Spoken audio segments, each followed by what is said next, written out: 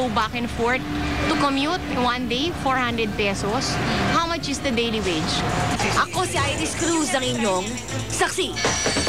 O eto naman, kung kumukunot na ang inyong noo sa sunod-sunod na pagtaas ng presyo ng langis, dagdag pa ang nakahihikang polusyon. Pero meron namang imbensyong Pinoy na siya raw solusyon. Saksi si Susan Enriquez.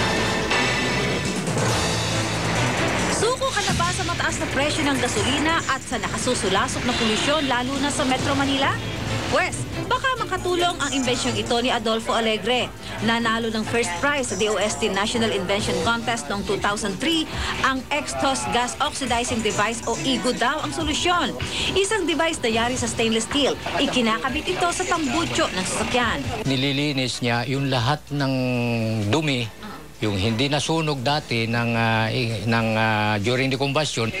At paliwanag ni Alegre, kapag malinis ang makina ng sasakyan, mas tipid sa konsumo ng krudo. 20 hanggang 25% daw ang pwedeng matipid sa krudo kung meron ito. Kaya naman tinesting namin ang device. At pagkakabit, ang dating makapal na usok, kitang-kitang luminis. 40 hanggang 60% daw kasi ng polusyon ang nababawas kapag may IGO device ang sasakyan. May kamahalan nga lang ang bawat unit, 6 hanggang 7,000 piso ang halaga.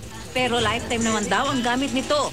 27,000 unit na ang nabentang IGO device sa Baguio, Benguet at La Union. At pondo na lang daw ang kailangan para lumawak ang imbensyong ito. Kasulukuyang pinoprocess yung application namin for a loan assistance para maumpisa na nga yung commercialization ito.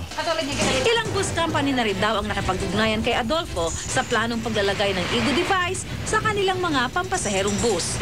Ako si Susan Enriquez, ang inyong saksi. Saksiyan sa aming pagbabalik. Barilang kinasangkutan ni Ryan Jaworski at Angelo Yap. Gustong pabuksan, pati mandaluyong